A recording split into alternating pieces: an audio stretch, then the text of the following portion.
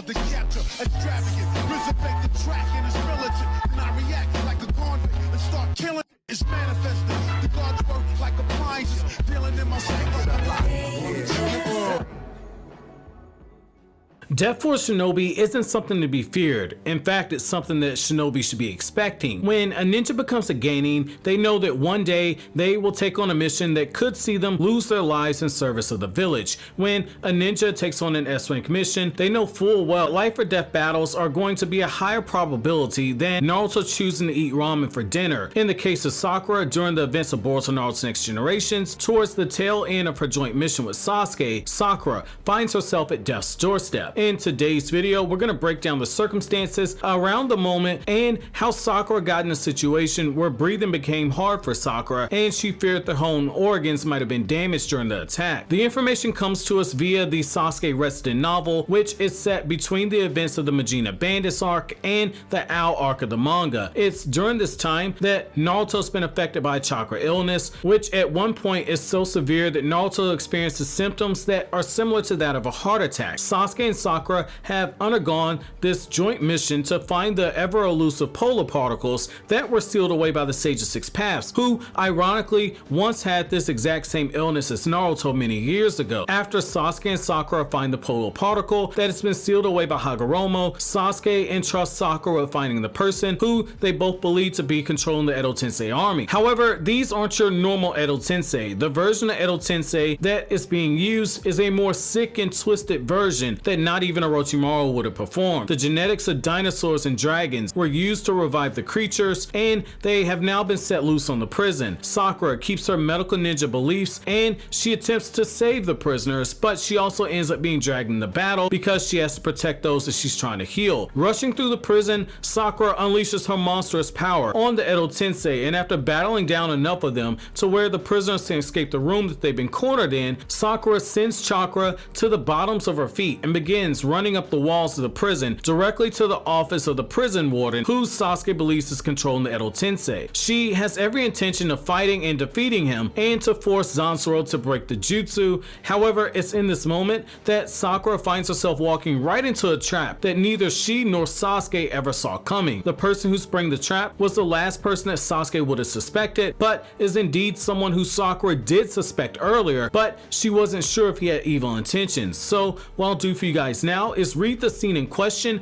and then come back to you guys with my thoughts, and it's going to be here I'm going to begin quoting. Sakura shouted, and a cry of fighting spirit came behind the fence, rattling and then crushing down. The doctor from the medical office came rushing in on the other side of the cloud smoke that stirred up the dirt below. The prisoners rushed to where the fence had been collapsed. Screams and shouts spilled from out the crowd, scrambling to escape. The beast hadn't seen it coming, taking a heavy blow to its jaw from Sakura and then succumbing to its concussion. Sakura helped guide the surrounding prisoners out through the fence and then headed towards the main building. She knew that the beasts were going to be chasing the prisoners no matter what, but they would be more likely to survive if they weren't trapped within the fences. There were bodies littered all around, groaning and suffering, gushing out blood and organs waiting for death. For a medical ninja, passing in front of them was incredibly difficult, but there was something that she needed to do in order to help as many people as possible. If she found Zanzaro as soon as possible, she could force him to release the jutsu. The damage wouldn't be as terrible as she could do this. There wasn't any time to run inside the building and use the stairs, so Sakura channeled her chakra to the soles of her feet and ran up the building wall directly to the director's office. She was going to end things now. Breaking through the window as she kicked the glass in, there was no sign of anyone inside. She frantically checked the desk and the bookshelves, but there was no material related to the Edo Tensei jutsu. Where could it be? She was going to search everywhere, from the 4th floor all the way down to the basement. On the way to the 3rd floor and down the long stairs, she came across a group of prisoners cowering on the staircase landing. She assumed they ended up there by trying to escape the massacre from the outside. It's dangerous to stay in the building. There's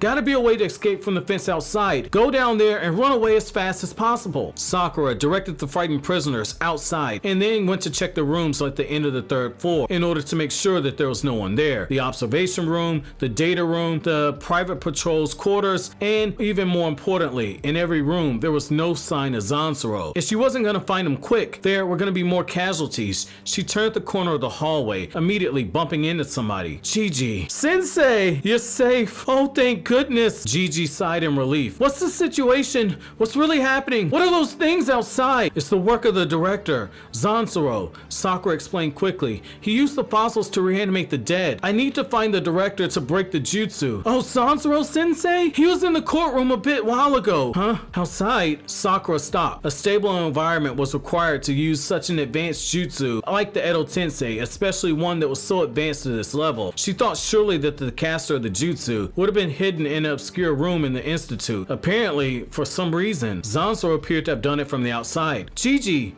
thank you. Now you have to get out of here as fast as you can.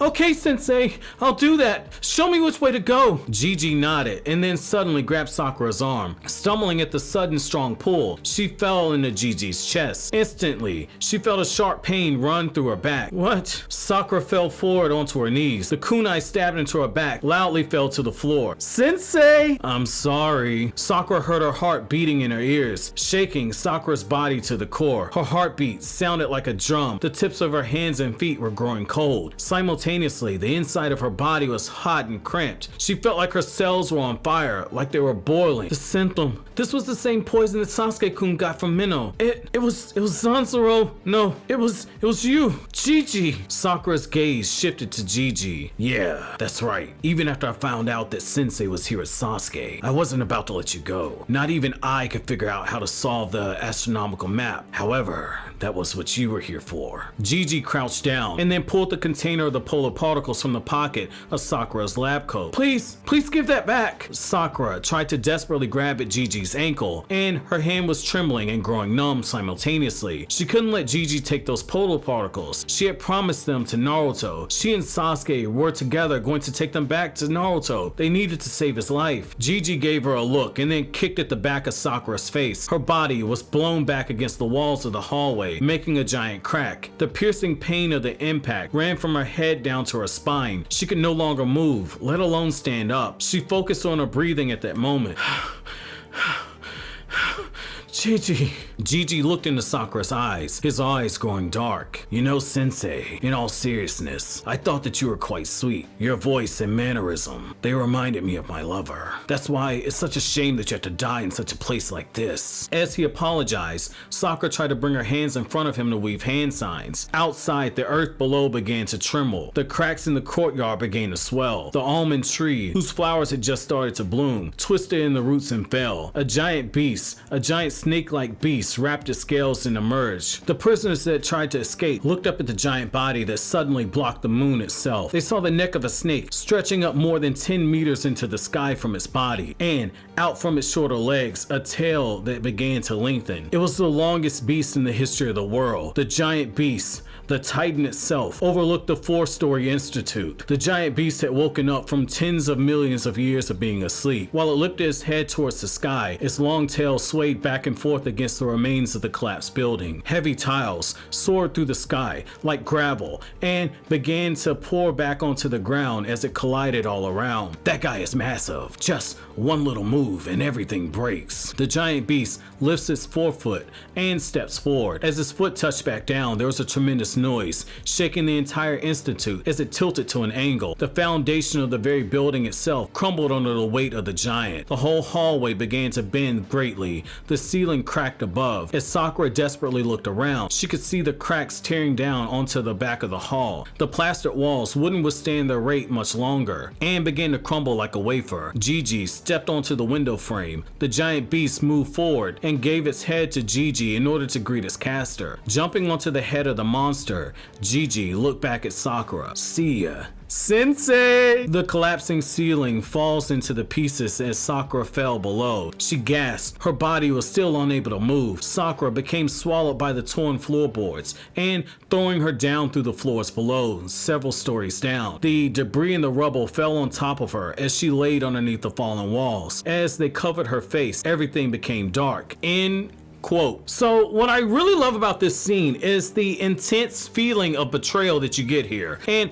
I like how Gigi's personality just shifts on a whim after he realizes that Sakura knows as much as she does and that Sasuke's the true threat that he needs to worry about. Sakura knows that Sasuke basically considers Gigi to be a friend, which is so ironic given that Gigi is betraying him much in the same way that Sasuke betrayed Naruto way back in part 1 of the series, and the motives are very similar when you look at what's driving Gigi, which I'll touch on in a future video. Even though Sakura herself didn't fully trust Gigi, she knew that the prisoner had actually grown on her husband, and it's for that reason that Sakura began to look past Gigi. And what I really love about this is that it's at the point where Sasuke had begun letting his guard down around Gigi and trusting him with some really big secrets. Sakura suspected that Gigi was putting on an act, but it's only until after she got poisoned by the exact same poison that Sasuke nearly died from earlier in the novel that Sakura realizes her suspicions about Gigi were indeed correct. Like I've been telling you guys in the past few videos,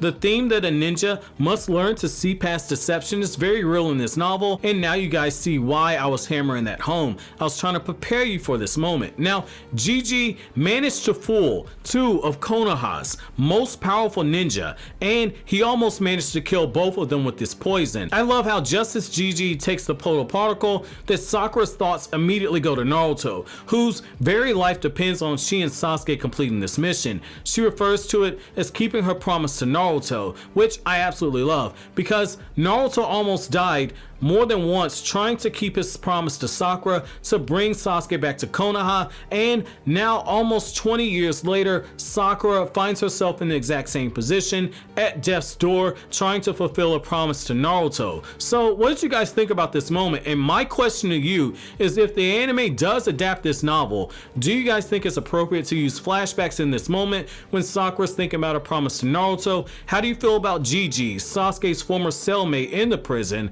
being the one behind everything, and how do you feel about his betrayal? How do you feel about this impressive display of power that the Edo Tensei Army has, in particular when it comes to the revival of the Titan, the mythical beast of legend? But that's it for this edition of Sasuke Resident. If you like anything I had to say, don't forget to comment, rate, subscribe, and share. Thank you so much for watching all the way to the end. Have an awesome day, guys.